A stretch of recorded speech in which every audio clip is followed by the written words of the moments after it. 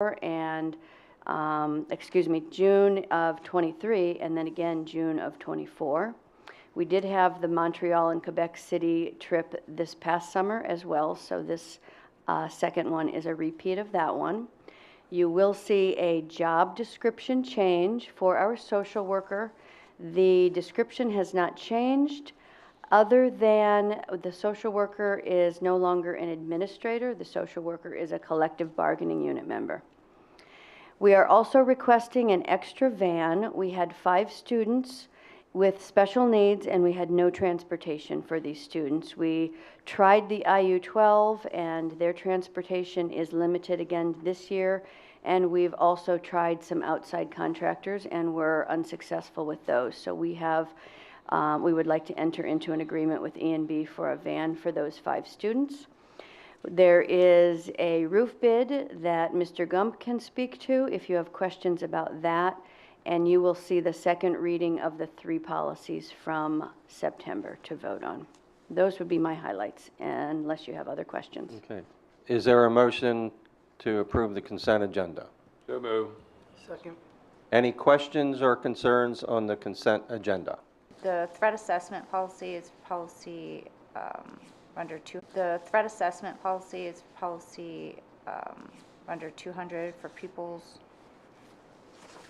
And on the, I guess this 3rd page, under definitions, I noticed the word, it just caught my attention, and it's in bold. So I'm assuming this is a change to the policy, right? All bold items? Unless it's a heading.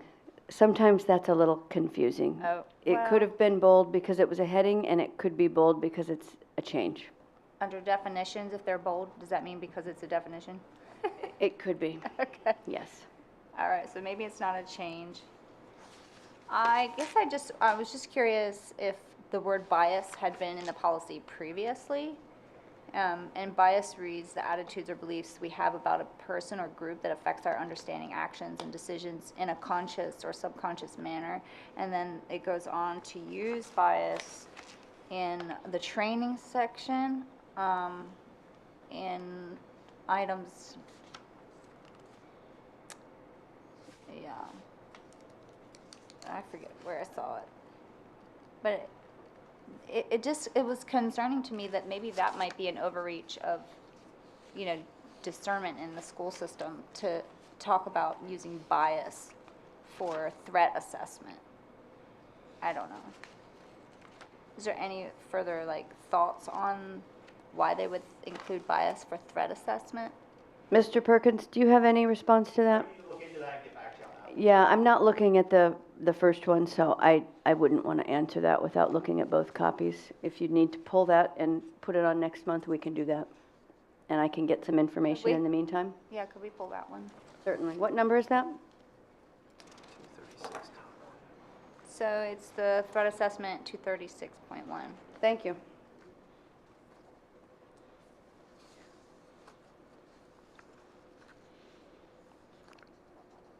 Mrs. Herman? I wasn't sure if she was finished. Yes, Mr. Gump, could you explain the bids for the roof? Okay, not the roof, but the wall restoration. What's that about? What wall needs to be restored? Yeah, that's receiving bids for the same process that we did at Libe Elementary. The wall surfacing, the exterior wall surfacing is an EFIS drive-it material that's starting to delaminate. It's past its life expectancy, so that's why that's also included in that bid document. So it's an outside wall. Correct. I do have another question for you. I noticed there was a large purchase of dehumidifiers. So is that because of the roof failing then, or what's going on with the dehumidifiers? That was a combination of things, yes. Were these commercial or industrial sized dehumidifiers? No, they're not commercial models, no. They are rated for the square footage that they were being used for. Yeah. How many did you have to buy? I can't answer that off the top of my head. Okay. But something that can be reused later Yes, on? they can, absolutely. Store them somewhere? Yes. Something like that?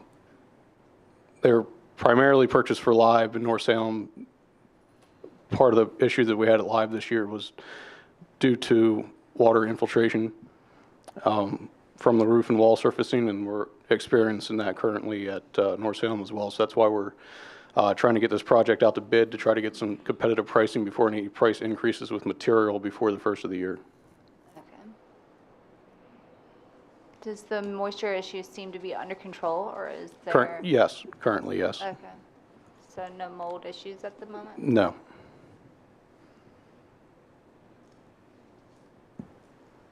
Any other questions on that? No? Okay, thank you. Thank you, Mr. Gump. And any board members have any questions on the treasurer's report? Well, I don't think we have anybody to explain it. Huh? Do we have anybody that would even be able to explain it to us? We can take your questions and get back to you with answers. I don't have any right now. Okay. Any other thing on the consent agenda? Not hearing any. All those in favor of approving the consent agenda? Mrs. Jacoby?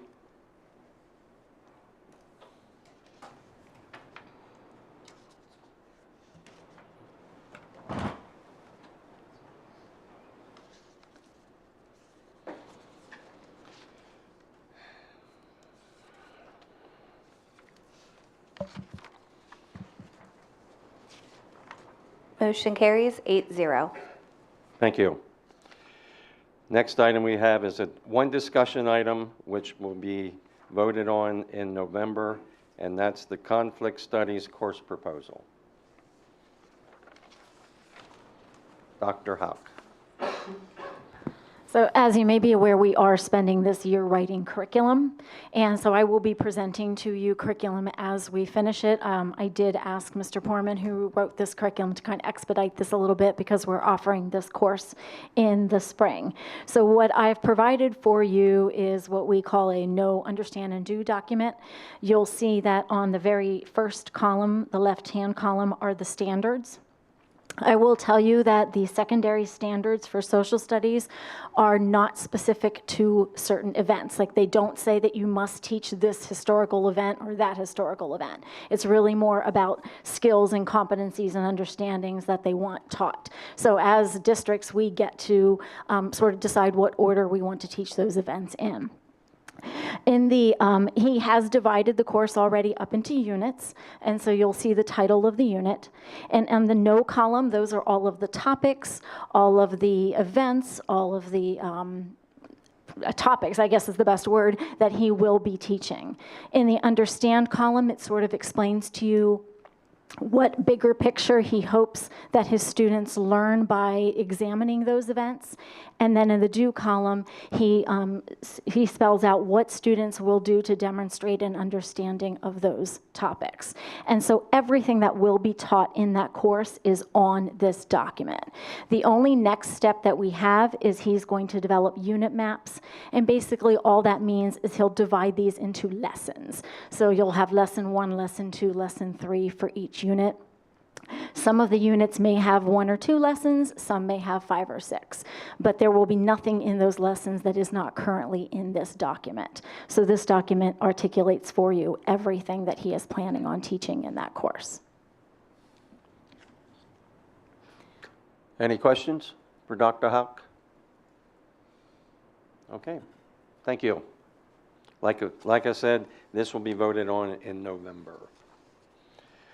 Now we'll move into our other items that school board members attend. The first item we have is York Adams Academy. Currently, Dover has 10 seats. We have 5 students currently enrolled, and our next meeting will be October the 25th. York County School of Technology, Mrs. Meese.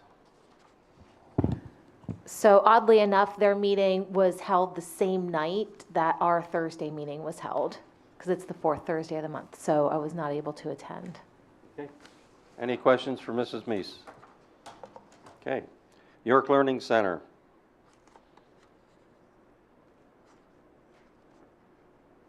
Who has the York Learning Center? That was Mr. Ulmer. Oh, okay. That was currently reported out by Mr. Ulmer, who is currently not with the district any longer. Next item is LIU Special Ed, Dr. Cartwright. I have no report this evening. Okay. Legislative Liaison, Mr. Rawhauser. We got an important date coming up 3 weeks from today, and it's important that people get out and vote, and then we will see what happens. And then television will maybe get less advertisements. Anybody have any questions for Mr. Rawhauser? Dover Industrial Development Committee, Mrs. Herman. Yes, I have several things. Okay, at the last Business Association meeting, Explore York spoke, and the next meeting for them is on November 10th. There was discussion on the comprehensive plan action items, including the Common Ground Initiative, in which our district's involvement is needed, specifically on workforce development. At the last meeting, someone said how important it is for municipalities and probably school districts, municipalities and school districts are usually very focused on their own business without thinking about how the decisions impact one another. This more collaborative approach is a new way of doing business that can be very beneficial for everyone. So I was really excited about that, to see that we're working so closely together. We saw the 2 signs that are going to be placed north of Dover on priority parcels. One is going to be at the Dollar General, and there was some discussion on possibly having welcome signs at the beginning and end of Dover Township, and perhaps having the CTE program work on developing those. The community meeting was held for the Wawa development, and there is a pool company going in on the parcel that is at the corner of Hilton and Bull.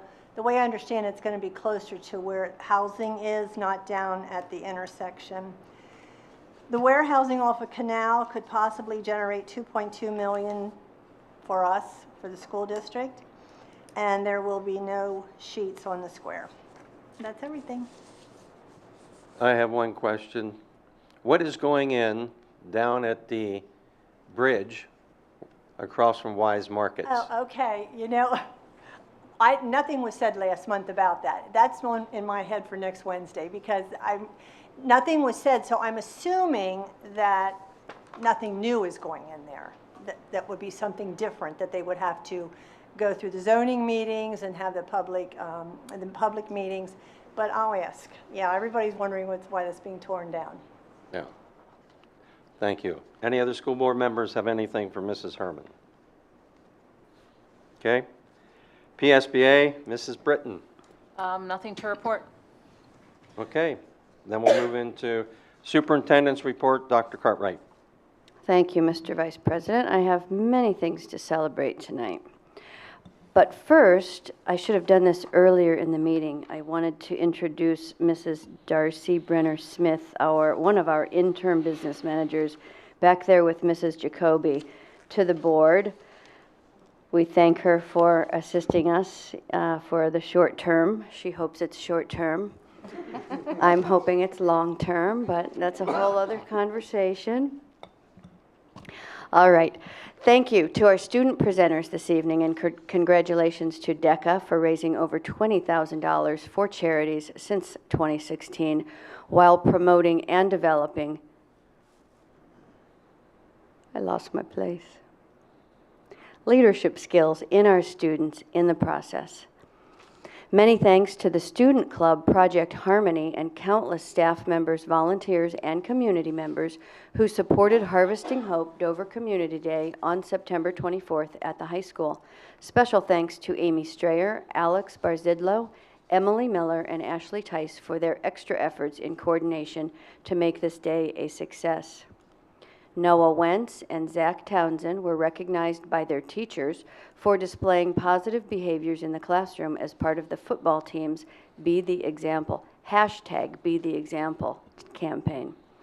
The FFA team of Jace Corbin, Jordan Hennessy, Willow Smith, and Brianna Grimm, class of 2022, competed in the veterinary science at the Big E, the Eastern States Exposition, in Springfield, Massachusetts recently. The team did an excellent job representing the Dover Area School District and the Dover FFA chapter. Congratulations to Caleb Hogan for his nomination as the YDR York Daily Record Select Game Time PA YAIAA Boys Athlete of the Week. Caleb placed first overall during the cross-country quad meet with Central York, Bermudian Springs, and host DeLone Catholic. The sophomore finished 20 seconds ahead of the rest of the field in 17 minutes, 30 seconds. Congratulations to Eric Campbell for his nomination as the York Daily Record Select Game Time PA Football Athlete of the Week. Eric, a junior quarterback, passed for 3 touchdowns in a Division II road win over York Suburban. The 6'1", 170-pounder added 2 rushing scores to account for all of Dover's touchdowns during that game. Congratulations to Gavin Mullins for his nomination as the YDR Select Game Time PA Football Athlete of the Week. The senior rushed 34 times for 178 yards and 3 scores in a stunning 28-25 win over Dallastown last Friday. He also caught 6 passes for 68 yards and intercepted 2 passes on defense. Congratulations to the 2022 Homecoming King and Queen, Jensen Glatfelter and Emma Galagani. Congratulations to the varsity football team for beating Division I opponent Dallastown last Friday. The football team's ongoing success this season has qualified the team for a Round 1 District 3 playoff game on Friday, November 4th, as Camden mentioned earlier. The last time Dover football played in District 3 playoff games was 2013, where the team lost in Round 2. Trevor Snyder competed in the PIAA State Golf Championship at the White Course on the campus of Penn State University just today and yesterday. After yesterday's 18 holes, Trevor was tied for 21st place out of 72 golfers, and after today's round, Trevor was tied for 32nd place out of 72 golfers. Results of the YAIAA Cross Country Championship at John Rudy Park today. Summer Hogan earned a 23rd place medal. Jensen Glatfelter earned a 21st place medal. Caleb Hogan earned a 20th place medal, and the following students qualified for districts, as Camden mentioned earlier: Camden Buell, Jensen Glatfelter, Caleb Hogan, Summer Hogan, and Kira Ryder. The District Choir Festival was conducted Saturday afternoon at the high school, and the Dover Band Show is scheduled for 6 p.m. this Saturday in the stadium. You heard that the Ryan's Hope event at Smizer's Farm is scheduled for Saturday, October 29th from 10 to 5, or 10 to 4, I think she said. And in alumni news, Devin Crone, class of 2019, a senior at Lebanon Valley College, was named one of the Middle Atlantic Conference, MAC, Players of the Week for football. Devin kicked the game-winning field goal in overtime to beat FDU Florham recently. It was Devin's first official collegiate field goal attempt. Zachary Lang, class of 2016, a journalist for ABC 27 News, was nominated for this year's Mid-Atlantic Regional Emmy Awards. His piece entitled "Fentanyl Crisis Hits Too Close to Home," which tells the story of one Dover family and the tragedies they've endured, was recognized in the Societal Concerns category. After graduating from Dover, Zach attended York College of Pennsylvania, where he earned a Bachelor of Arts degree in sports media, one of the first to do so in that program. It was there where he found his passion for videography. He graduated from York College in May of 2020. Earlier this year, he won Outstanding Television Investigative Series for the Pennsylvania Association of Broadcasters. This series, entitled Hacking PA's New Unemployment System, was the first broadcast award of his career at just 24 years old. The 2022 Mid-Atlantic Regional Emmy Awards were presented on October 1st at a gala in Philadelphia. The York County Board of Commissioners just this week pledged a donation of $25,000 out of the York County Solid Waste Authority usage fees to the Veterans Memorial at Dover High School, a committee headed by Brad Jacobs, class of 1962. This brings the total amount raised for the memorial to $131,004. The goal is $180,000. Please join me in congratulating Amy Strayer, middle school learning support teacher. Amy signed a contract this month with Hear Our Voice Publishing for the children's books she began writing years ago. Congratulations to the school Nutrition Team for being the recipient of the Healthy School Meals Mini Grants funded by a 2019 USDA Team Nutrition Grant. The grant total is $12,697 and will be used to provide professional development sessions for school nutrition department personnel. This is an extremely exciting opportunity for the Dover Area School District community and school nutrition team. In addition to that exciting news, our own Kelly Renard is featured in this month's edition of School Nutrition. Congratulations to SRO Drew Schaefer for being awarded, while we speak this evening, the Chief's Commendation Award for saving an individual life in a car accident this past summer. That concludes my report. Thank you, Dr. Cartwright. Any board member have any comments or Yes. questions? Comment. I got some feedback from a community member. Several months ago, I had addressed an issue in here concerning an elementary school, special needs students, the teacher not being checked on as they're directed to and supposed to be. Ran into the individual, gave me that information, who has told me that that entire situation has been corrected by the superintendent, assistant superintendent, and I just wanted to let the board members know that. Thank you, Mr. Wolverton. Anybody else? Okay, we'll move into, I guess that we're already in miscellaneous for comments and observations from the board members. Anybody have any comments or observations? I have a question, Rena, about the gentleman you said who's putting together the conflict studies course. I wasn't in the curriculum committee meeting, so I don't know. Did he come and present before? No, he has Last year? not. But I actually invited him to come this evening, and he had a prior commitment. So I am hoping to get him to be able to actually present, to be here for the whole board to answer questions. Okay. Okay, anybody else? Okay, before we get into the second public comment, our next meeting will be Thursday night. The committee meetings will begin at 6, and the planning meeting will be at 7. This will take us into our second public comment, which is a 2-minute comment period.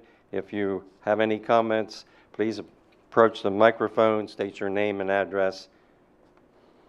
Anybody have any public comments? Mr. Perkins, anybody out? Okay? Sure. All right, thank you. All right, no public comment. At this point, I'd like to once again thank Mrs. Jacoby for filling in for Mrs. Allman, and welcome Darcy as an interim board finance person. So at this point, I'll entertain a motion to adjourn. We'll move. Second. We have a motion and a second. All those in favor indicate by saying yes. Yes. Those opposed? Thank you all. Meeting is adjourned.